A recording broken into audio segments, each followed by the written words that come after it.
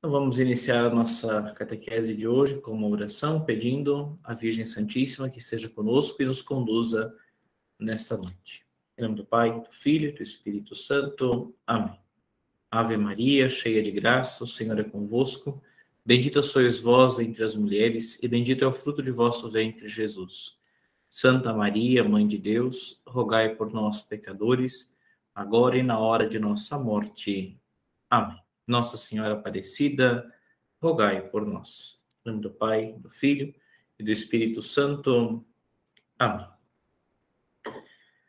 Muito bem, estimados. Então, na última aula, nós concluímos falando sobre a descida de Jesus à mansão dos mortos, né? Lemos ali aquela homilia, antiga homilia do Sábado Santo, relatando, então, o diálogo de Jesus com Adão na mansão dos mortos, e Jesus, então, levando os justos para a eternidade do céu, né? Lembrando que a mansão dos mortos era o lugar dos justos, né? Os condenados, os injustos, os infiéis já padeciam a sua pena do inferno, e os justos esperavam, aguardavam a chegada de Cristo, do Salvador, e a abertura das portas do paraíso, para que pudessem entrar. Assim, Cristo entra como primeiro, e atrás dele todos os justos. Inclusive aquele que vocês se recordam na crucifixão, que estava ao lado de Jesus, que ele diz, né, que ainda hoje estarás comigo no paraíso. Então, aquele também entra com Jesus na eternidade. Além de todos os outros justos que nós temos notícia, Adão, que é aquele do relato, além de todos os patriarcas, né, Abraão, Jacó, Isaac, José, tudo isso, os profetas também, Isaías, enfim. São José, claro, né? São João Batista, que também já tinha falecido, enfim. Todos esses justos e todos os outros que muitos outros certamente que nós não conhecemos, santas mulheres também, que estavam ali aguardando a vinda do Salvador. Então nós vamos agora iniciar o capítulo 7º do 6º artigo do Credo, né? Nessa edição que eu tenho é a página 41, estou com a ediçãozinha verde aqui hoje. Mas, enfim, é o número 119, nós iniciaremos agora, tá bem? O que nos ensina o 6º artigo do Credo, que diz assim: subiu ao céu, está sentado à direita de Deus Pai Todo-Poderoso. O 6º artigo do Credo nos ensina que Jesus, 40 dias depois da sua ressurreição e na presença dos seus discípulos, subiu por si mesmo ao céu, e que, sendo, enquanto Deus, igual ao Pai eterno na glória, foi elevado, enquanto homem, acima de todos os anjos e de todos os santos, constituído Senhor de todas as coisas. E aí é importante vocês notarem que tudo aquilo que nós já vimos, né, fomos vendo, precisa estar muito claro para que a gente possa entender. A fé católica é, claro, dada por Deus, ela é muito óbvia, muito lógica, e, portanto, ela se concatena, né? Não são coisas estanques, assim, né? Coisas separadas, né? Tudo está ligado. Então, agora, quando nós falamos disso, da subida de Jesus aos céus, nós ouvimos dizer assim, que Jesus, enquanto Deus, lembra a natureza divina que nós vimos já nas aulas passadas, né? Jesus, enquanto Deus, ele é igual ao Pai eterno na glória, né? Mas, enquanto homem, natureza humana, lembram? Né? Natureza humana, ele foi elevado acima de todos os anjos e santos, né? Ele está, enquanto a sua natureza humana, acima de todos, anjos e santos, né? Ele é o ponto mais alto, é o auge ali também da criação, né? Apesar de ele ser o criador, ele também faz parte da criação na sua natureza humana. Natureza humana dele que foi, então, criada ali no seio de Maria Santíssima, por ação do Espírito Santo e vontade do Pai. Então, vamos dizer assim, no nosso entendimento cronológico, Jesus morre, é sepultado. Enquanto está no sepulcro, a sua alma se desprende por um instante do seu corpo, vai à mansão dos mortos para libertar os justos, e então sobe aos céus. E lá nos céus, ele, junto com o Pai, é dado toda a glória, porque ele é Deus, e e Jesus, enquanto homem, que é a mesma pessoa, né, obviamente, é colocado acima de todos os anjos e santos, constituído, portanto, Senhor de todas as coisas. Pergunta 120. Por que Jesus Cristo, depois da sua ressurreição, esteve 40 dias na terra antes de subir ao céu? E aí nós vamos ver, talvez, uma aparente confusão, porque no Evangelho de São João, Jesus, no mesmo dia que ele ressuscita, ele sopra sobre os discípulos o Espírito Santo, né, e assim conduz eles. Os outros evangelhos mostram que não. Primeiro Jesus passou, fazendo as aparições, estando com eles, né, preparando seus corações para a continuação da sua obra, da igreja. E depois, então, ele sobe aos céus na ascensão, né, que é o mistério que nós estamos estudando agora, desse 6º artigo, né? Então, pergunta, né? Por que ele ficou esses 40 dias na terra, antes da ascensão, antes de ele subir ao céu? Jesus Cristo, depois da sua ressurreição, esteve 40 dias na terra, antes de subir ao céu, para provar, com várias aparições, que ressuscitara verdadeiramente, e para instruir melhor os apóstolos e confirmá-los nas verdades de fé. Lembram vocês que os apóstolos, no fim das contas, estavam desistindo de tudo, né?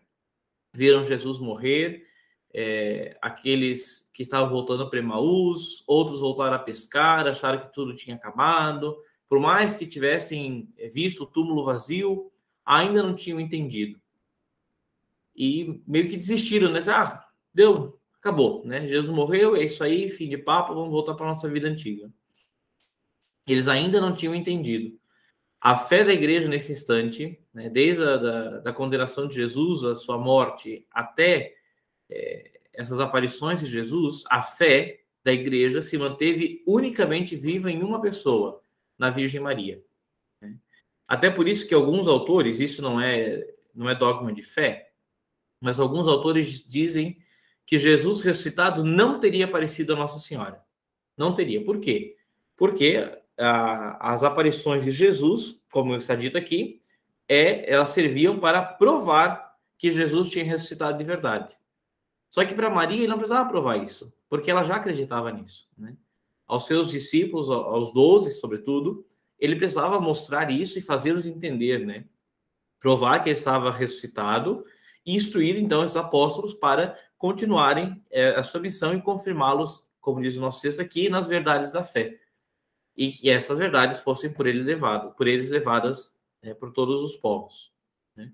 Então, por isso que Jesus fica, mesmo depois de ressuscitado, mais algum tempo aqui na Terra, com o seu corpo glorioso, que nós vamos estudar um pouquinho mais para frente isso aí, ele fica aqui mostrando, provando aos apóstolos a sua ressurreição, fazendo-os acreditar nisso, e também instruindo-os nas verdades de fé. Nós ouvimos no Evangelho do domingo passado, aquela passagem que Jesus primeiro aparece aos apóstolos, estão 10 reunidos, porque Judas Iscariote já não estava mais com eles, né? Já tinha se enforcado, e segundo o texto, Tomé também não estava. Então, dos 12, um já tinha partido, e o outro, por algum motivo, não estava junto com eles naquele momento.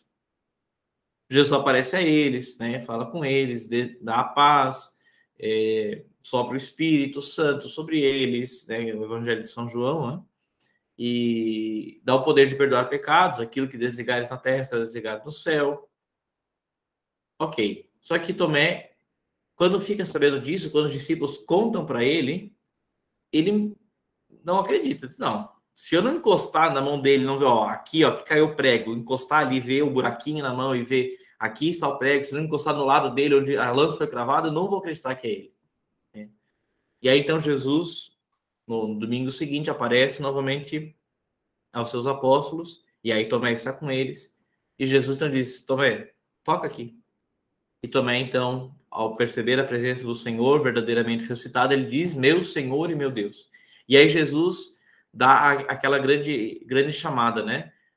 Estás acreditando porque você me viu, né? Mas muito mais feliz é aqueles que acreditam sem verem, que não precisam ver para crer.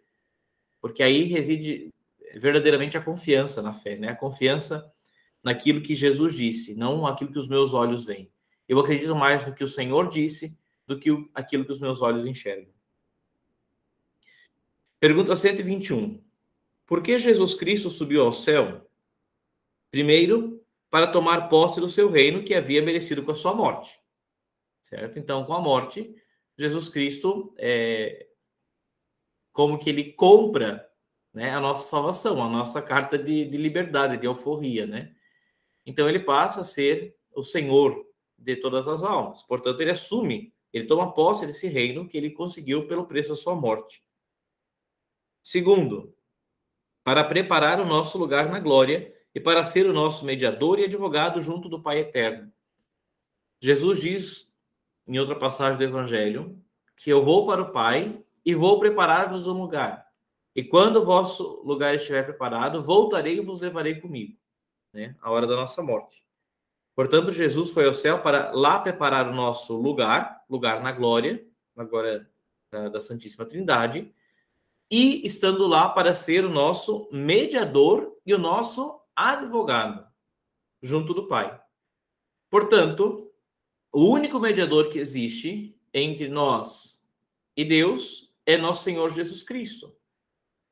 E aí é um ponto que os nossos irmãos protestantes não conseguiram entender muito bem. Porque eles dizem, tá vendo? É só Jesus. Então por que vocês rezam para os santos? Por que falam com a Virgem Maria? Se Jesus é o único mediador.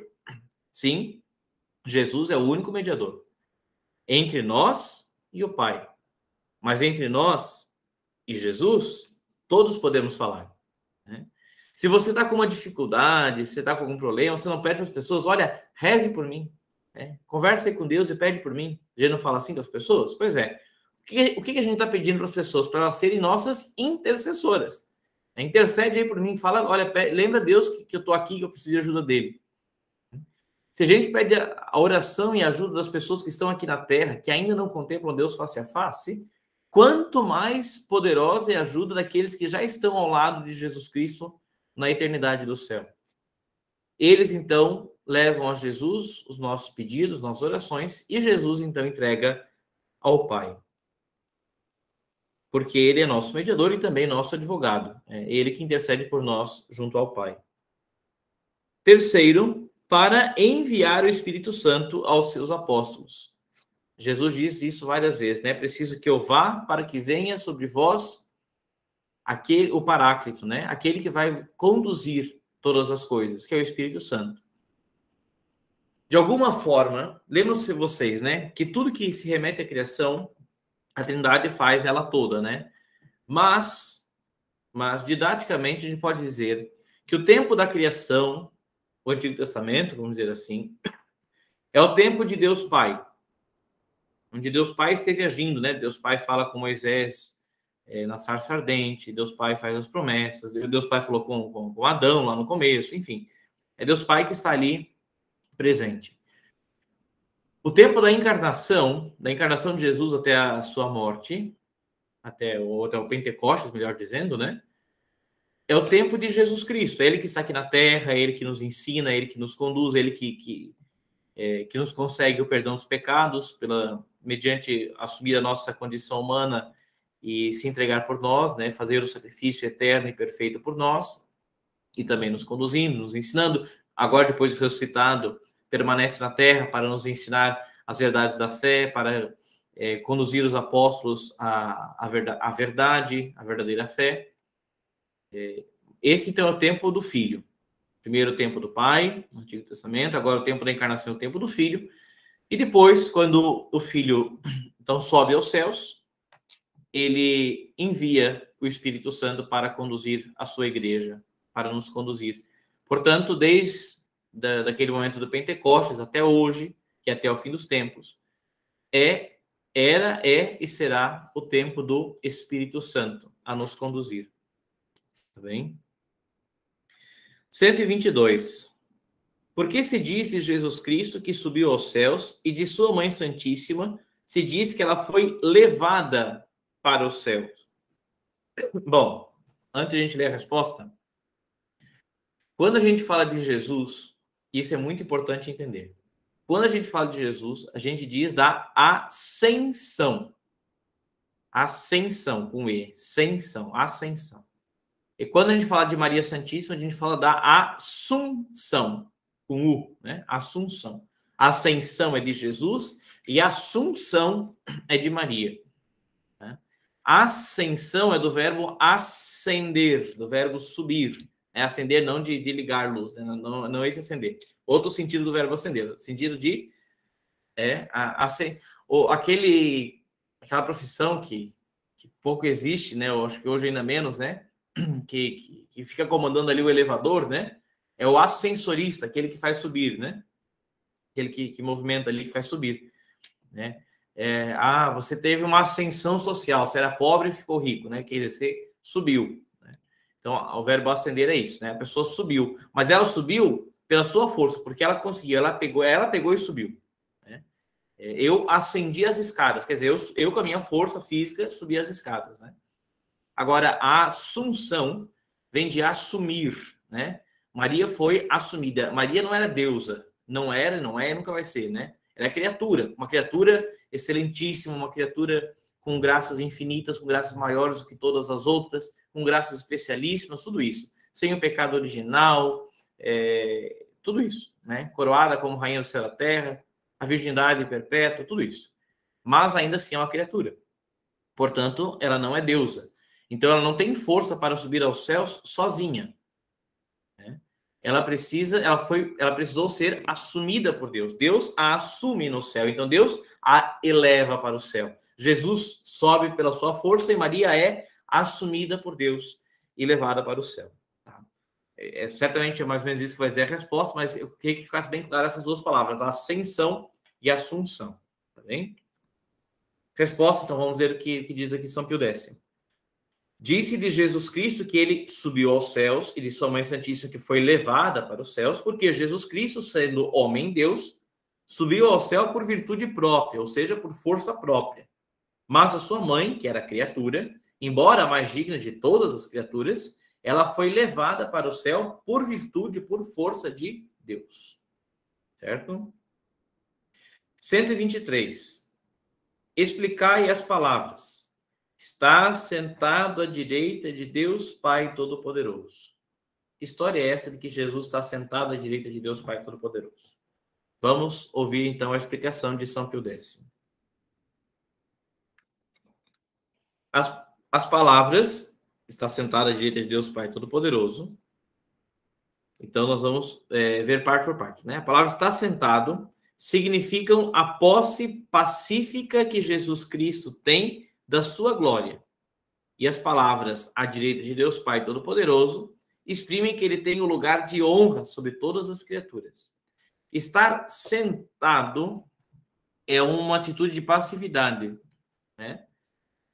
Jesus não está lutando por um trono, né? Não é quem assistiu aí, o padre não assistiu, mas certamente muitos ouviram falar ou assistiram o Game of Thrones, né? Diz que era um seriado aí que disputava então um trono. Bom, o próprio nome diz isso, né? O Jogo dos Tronos, a Guerra dos Tronos, né? Que alguém estava lutando para ser rei, para sentar no trono. Não é isso que acontece com Jesus. Jesus, ele é rei, né? Ele tem o seu reinado. Ele não precisa lutar, ele está sentado. É pacífico que Jesus Cristo tem o seu lugar na glória, junto de Deus Pai. Né? À direita, porque estar à direita é o lugar de maior honra. Isso, eu não posso dizer todas as culturas, porque eu não conheço todas as culturas, mas se não todas, a infinita maioria, aquilo que está à direita é o que tem maior honra. Né? Quando você, por exemplo, quando você vai colocar 3 bandeiras do país, do estado e do município, qual é a ordem? A principal fica no centro, a segunda principal vem à direita, né? Então, a do Brasil, vamos supor aqui, né? Minha realidade, né? Eu estou no Brasil, estado do Rio Grande do Sul, cidade de Sede Nova. Então, a bandeira do Brasil ao centro, à direita a do estado, porque é maior, e à esquerda a de Sede Nova. Então, sempre à direita é a que tem maior honra, certo? É a que tem maior honra. Então, Deus Pai está sentado no seu trono e à direita do Pai, ou seja, junto do Pai, com maior honra, está o Filho, certo? Então, isso é sobre o artigo da ascensão de Jesus, né? Subiu aos céus, está sentado à direita de Deus Pai. Vou lembrar mais uma vez, gente, se alguma coisa ficou incompreensível, Se tem alguma dúvida, perguntem ali na nossa caixinha de perguntas ou ligue o microfone, peça a palavra, tá bem? Não deixe passar, porque às vezes é a chance que se tem, tá bom?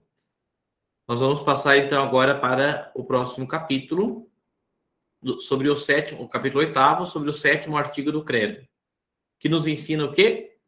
De onde há de vir a julgar os vivos e os mortos. Então, Jesus está no céu, sentado à direita de Deus Pai. Agora vem, então, o 7º artigo. E de lá do céu, ele há de vir a julgar os vivos e os mortos.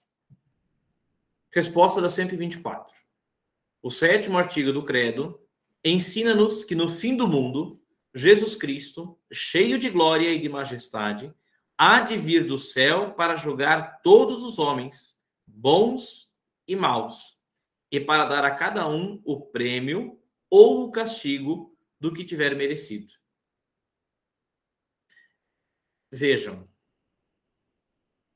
isso não é uma ideia de um lunático, de algum maluco por aí dizendo, ai, Jesus vai voltar poderoso numa glória. Não, isso não é ideia de nenhum lunático. Isso está revelado, né? Isso está dito na Sagrada Escritura. O próprio Senhor nos revela, ele vai voltar. Jesus vai voltar. Quando? No fim dos tempos. Como assim, fim dos tempos? Quer dizer que o mundo vai acabar? Sim. Tudo nesse mundo é finito. Inclusive o próprio mundo. Imaginar que alguma coisa nesse mundo seja eterna, ou que o próprio mundo seja eterno, é loucura. Vai contra a lógica, né? Nada que existe, que a gente conhece, a gente pode dizer assim, ó, isso vai durar a vida inteira. Você pode olhar ali uma árvore, né, que tem 200 anos, grande, frondosa. Ninguém pode olhar para aquela árvore e dizer assim, não, essa daí nunca morre. Não dá para falar isso. Ela pode durar ainda muito tempo.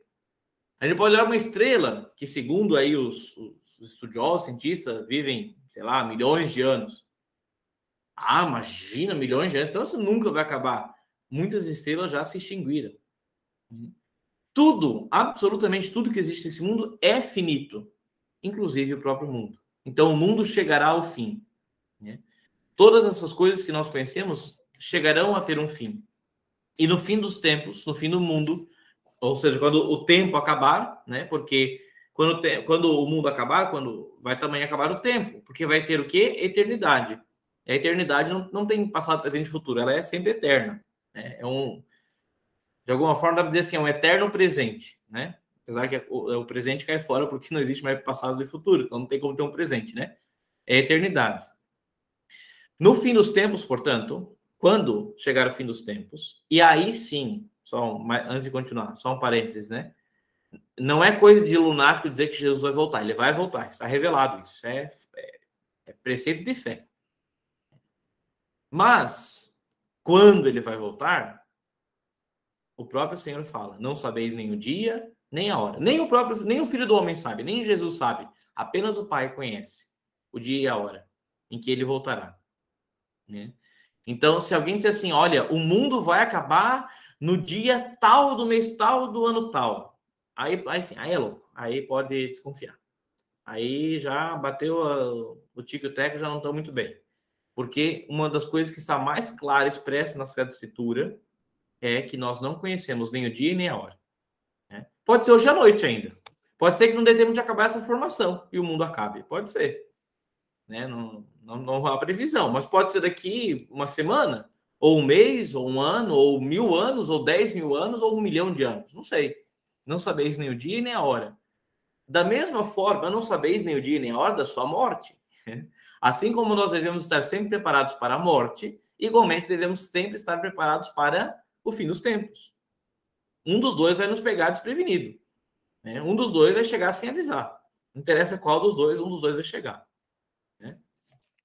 Então, ali identifica que nesse fim dos tempos, quando Jesus voltar pela sua segunda vez, voltar glorioso, Jesus não vai mais voltar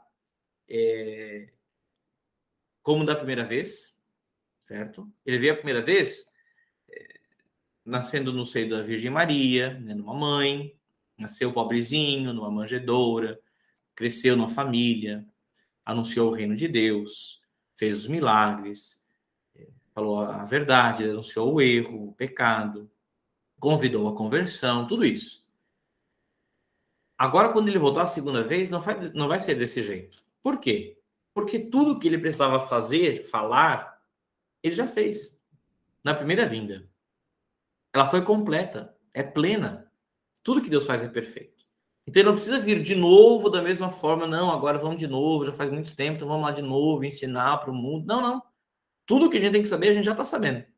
Já está revelado. O que a gente precisa para chegar ao céu, a gente já está sabendo. Agora a coisa é fazer de tudo para chegar ao céu. Então, quando Jesus vier a segunda vez, não vai ser da mesma forma, silenciosa, né? Pobrezinho. Não, não, não. Vai ser de forma gloriosa. Ele vai vir glorioso dos céus. Aí nós podemos ver os vários relatos, né, da Sagrada Escritura, sobretudo do Apocalipse, da vinda do Senhor, da qual ele virá sobre as nuvens, tomará de glória, enfim, nós já vamos ver isso um pouco melhor. Então, Jesus, quando vier a segunda vez e virá glorioso, não mais pobrezinho como da primeira, ele virá para julgar todos os homens, bons e maus, e dar prêmio. Eu vou ler aqui um trechinho da segunda carta aos Coríntios, que fala assim. É do capítulo 5, tá? O primeiro versículo para frente ali. Sabemos que se a tenda em que moramos neste mundo for destruída, a tenda que é o nosso corpo, né? Deus nos dá outra morada no céu, que não é obra de mãos humanas. Estamos sempre cheios de confiança e bem lembrados de que quando moramos no corpo, nós somos peregrinos, longe do Senhor. Enquanto estamos vivendo essa vida no corpo, nós somos peregrinos, nós não somos residentes desse lugar, nós somos viajantes. Estamos longe do Senhor. O Senhor está no céu. A nossa proximidade com Ele é possível, mas nunca será plena. Estamos longe ainda dele. Pois caminhamos pela fé e não pela visão. Nós acreditamos nele, mas nós não o vemos. Continua o texto. Mas estamos cheios de confiança e preferimos deixar a morada do nosso corpo para ir morar junto do Senhor. Escutem bem, eu vou repetir. Versículo 8. Estamos cheios de confiança e preferimos deixar a morada do nosso corpo para ir morar junto do Senhor. Aí a gente tem que se perguntar, cada um pode perguntar para si mesmo, né? Eu realmente prefiro isso? Eu realmente prefiro deixar esse corpo para ir morar para o céu? Eu estou... Não é que eu quero morrer, tá?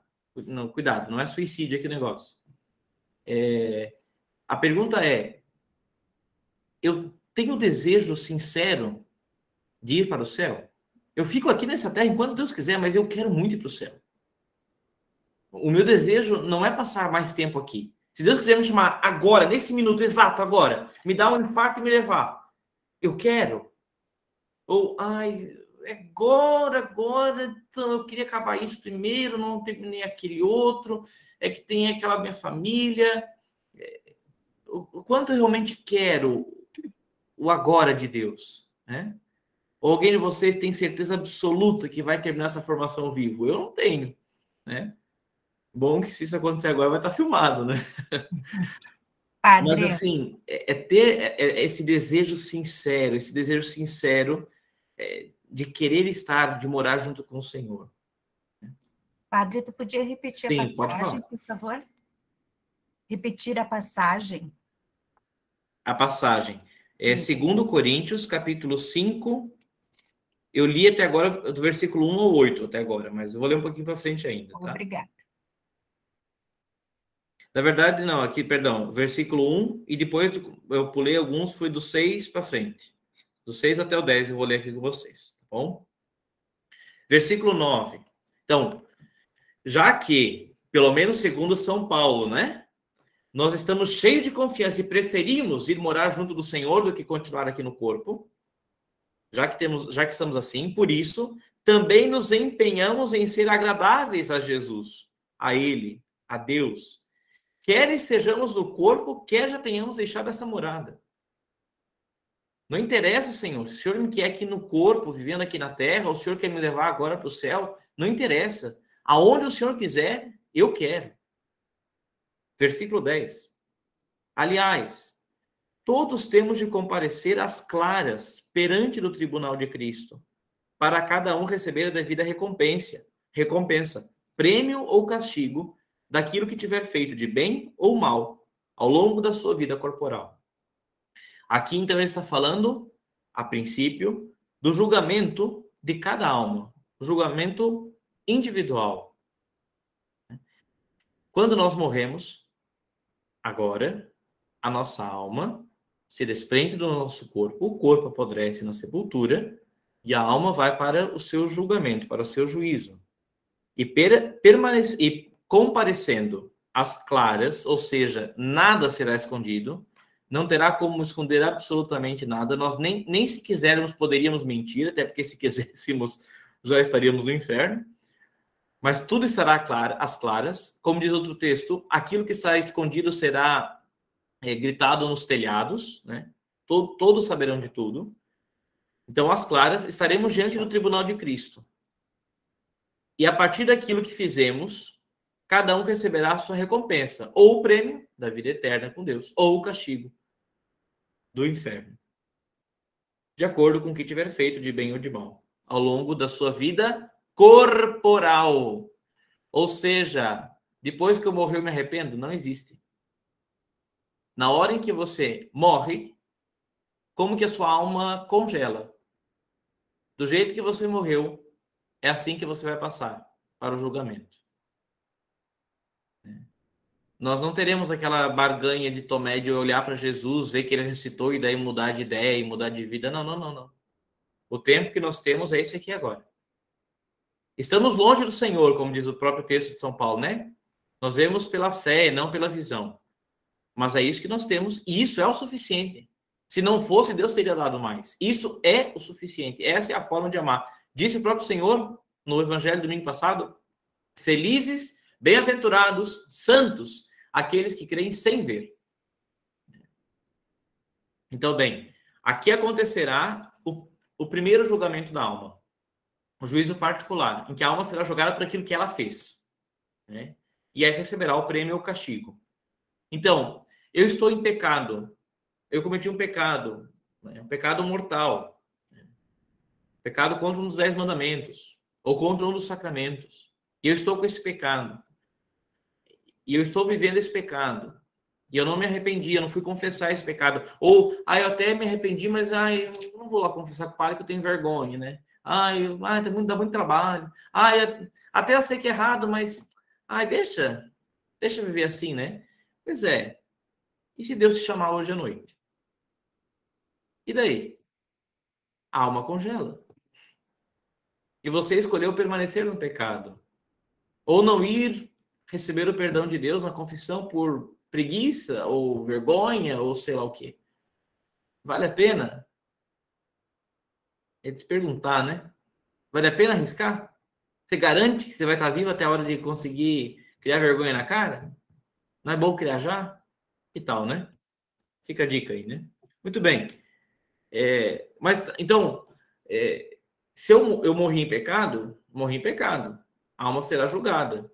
Deus é um juiz terrível que quer me mandar para o inferno? Claro que não. Deus é um juiz bondoso e misericordioso que fez de tudo para você ser salvo, inclusive morreu na cruz para você ser salvo. Só que você não quis. Não adianta de nada eu te dar um copo de água para você tomar, para matar a sua sede, se você pegar o copo na mão e não tomar. Morreu de sede. Nossa, mas ele tinha água na mão. Mas não tomou. Não adianta ter água na mão. Tem que tomar para matar a sede. Se não tomar, morre. Nós estamos com a graça aqui, ó. Tá fácil. É só pegar. Mas eu não gosto de água. Mas é que é tão difícil tomar essa água, né? É tão difícil abraçar a graça de Deus. É tão complicado. E a gente morre de sede, né? A nossa alma morre porque a gente não teve desejo, vontade, coragem, sei lá o que aconteceu aí, preguiça, para buscar essa graça. Muito bem, nós fugimos um pouquinho do assunto, mas vamos voltar aqui agora. Esse, então, é o primeiro julgamento, tá? Primeiro julgamento. É por isso que eu estava falando disso. Quando Jesus voltar, ele vai julgar todos os homens. Não será o julgamento particular de alma por alma. Isso vai acontecendo conforme a gente vai morrendo. Cada um vai sendo julgado. Agora, a questão é, quando Jesus voltar a segunda vez, todos seremos julgados. E aí acontecerá o juízo universal. E nós vamos ver isso a partir da próxima pergunta. Vamos ver a pergunta 125? Vamos ler lá. Se cada um, logo depois da morte, há de ser julgado por Jesus Cristo no seu juízo particular, que é o que nós acabamos de falar, por que havemos de ser julgados todos no juízo universal? Se cada alma, depois que morre, já é julgada, por que depois do fim dos tempos, Jesus virá e vai fazer o julgamento de toda a humanidade, de todos os homens? Por quê? Se cada alma já foi julgada individualmente. Resposta. Havemos de ser julgados todos no juízo universal por várias razões. Primeira, para a glória de Deus.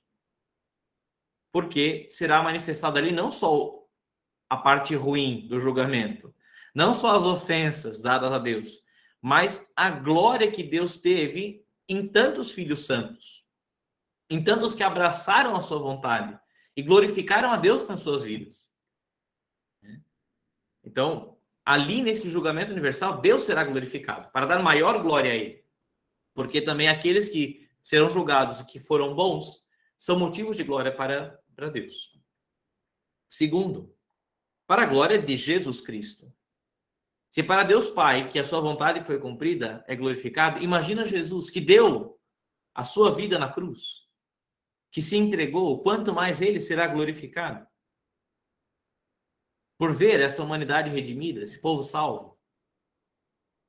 Provavelmente, possivelmente, posso quase dizer de certeza, não todos, mas grande parte daqueles que estão ali para glorificar e para fazer valer a pena o sangue de Jesus. Terceiro, para a glória dos santos.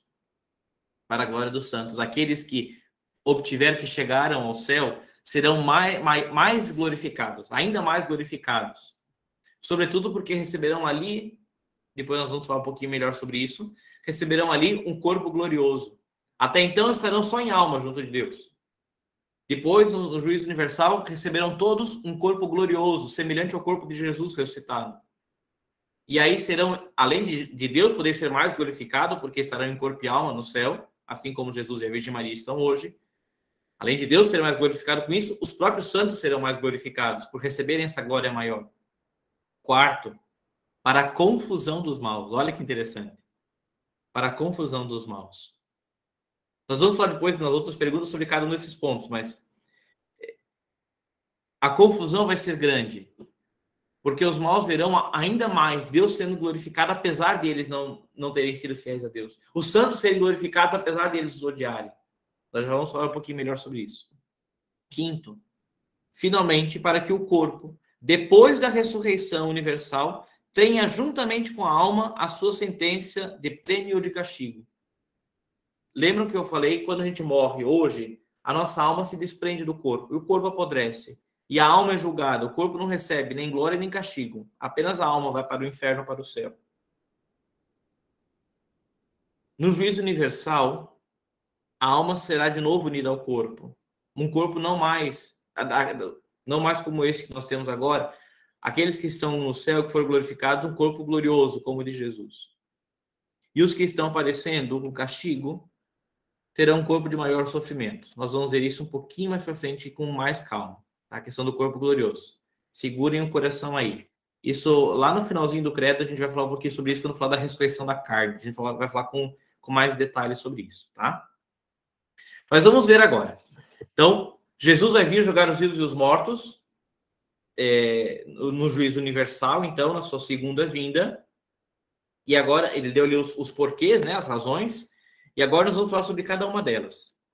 Sobre as 4 primeiras, na verdade. Porque essa quinta, como eu disse, vai ser lá no final do nosso estudo do credo, quando a gente fala da ressurreição da carne, eu vou falar com mais detalhe. Tá bom? Então vamos lá. 126. Por que no juízo universal há de manifestar-se a glória de Deus? Porque todos hão de reconhecer, todos, absolutamente todos, mesmo os condenados, hão de reconhecer a justiça com que Deus governa o mundo, embora se vejam às vezes os bons sofrendo e os maus em prosperidade. o mundo que nós vemos muito isso, né?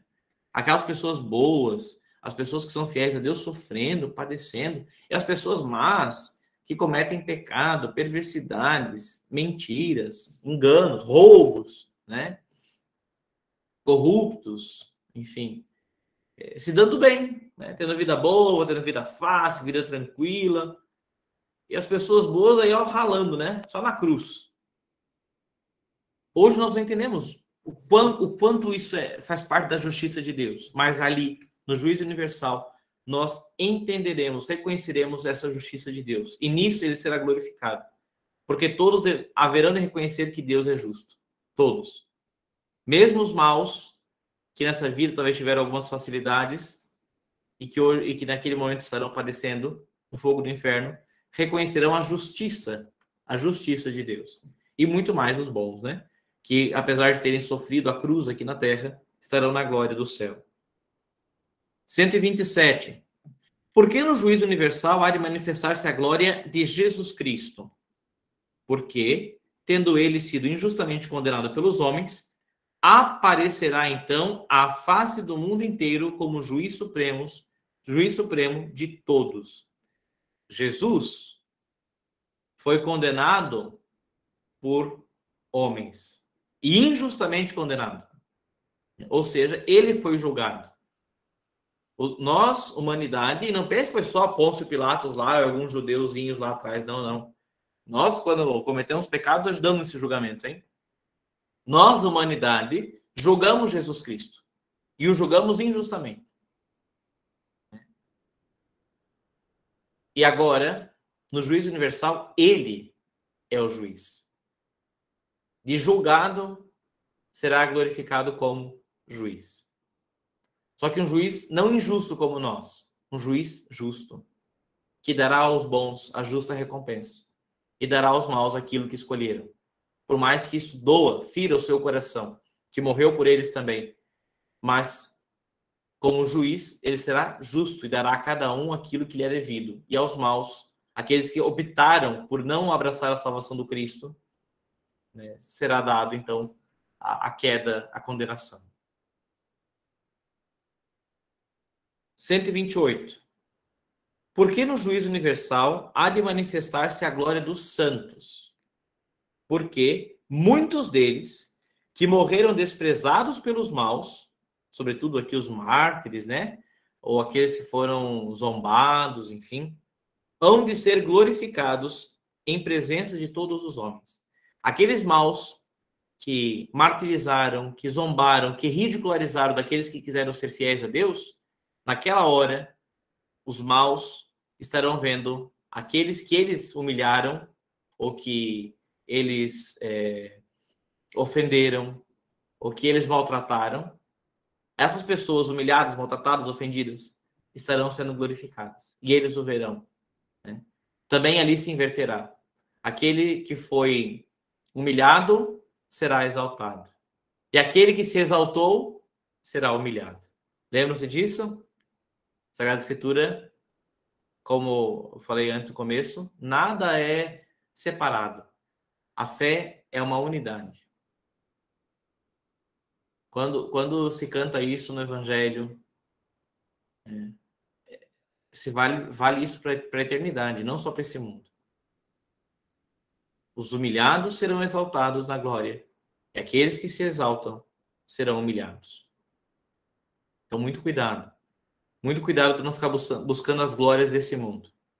Muito cuidado quando você não aceita as humilhações desse mundo para ser fiel a Jesus. Né? Então, se eu fizer isso, vão rir de mim. Vão falar mal de mim. Então não vou fazer. Cuidado. Cuidado.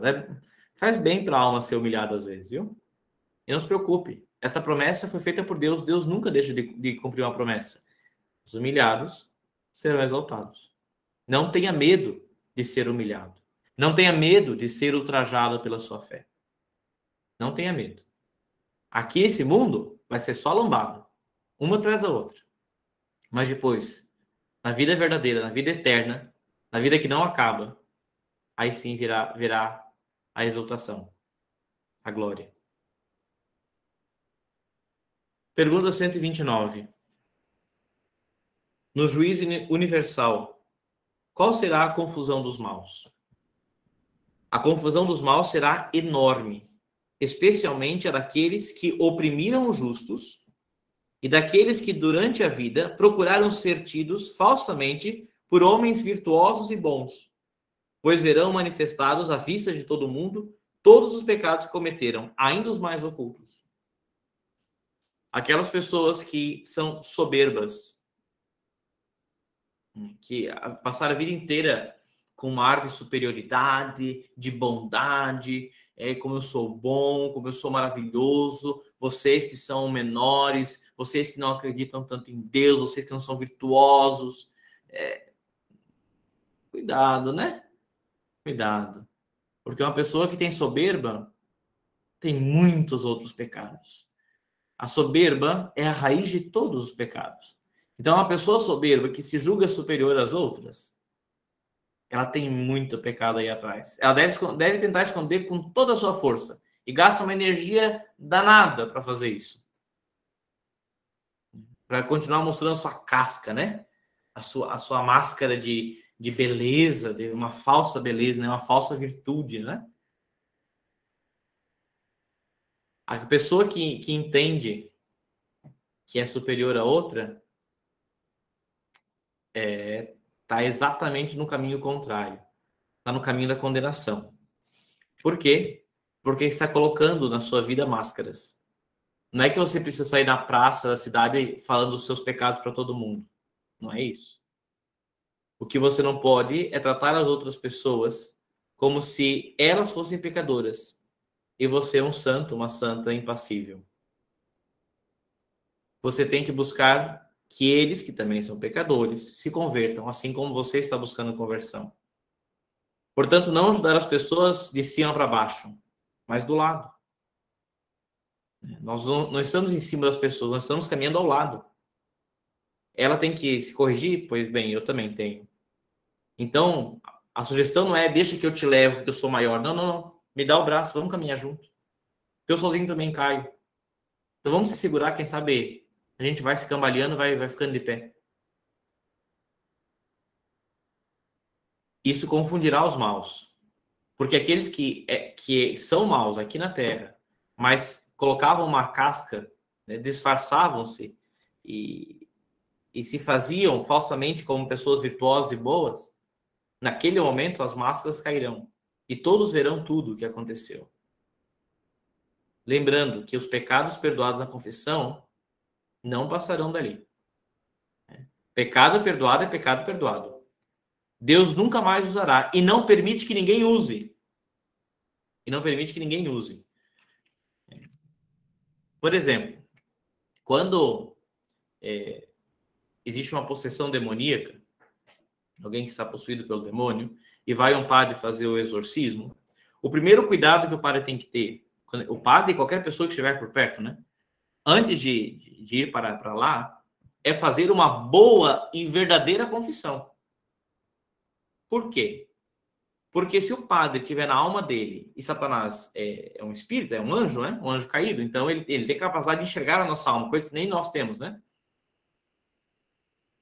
Se o padre tem, ou qualquer pessoa que estiver perto, que estiver fazendo exorcismo, tiver um pecado grave, ou mesmo venial, tiver pecado, e não tiver se confessado, não tiver arrependido, e for uma possessão demoníaca verdadeira, e o demônio enxergar, a primeira coisa que o demônio fará é começar a contar os pecados daquele sacerdote ou das pessoas que estão ao redor para humilhá-los e para fazer com que eles fujam dali e deixem Satanás fazer a sua obra.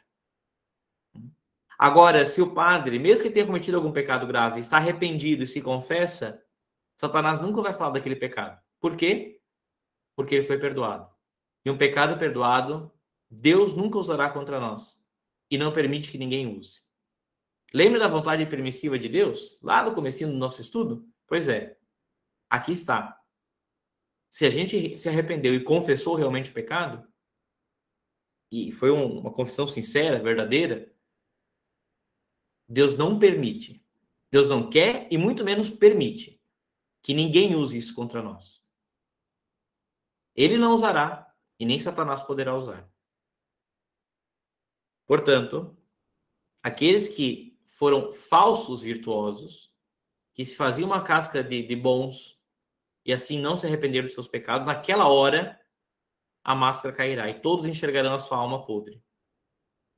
E aí eles verão aqueles que eles julgaram como infames e inferiores e pecadores, mas que se converteram, que mudaram de vida e buscaram a Deus, sendo glorificados, e eles, que aqui se julgavam superiores,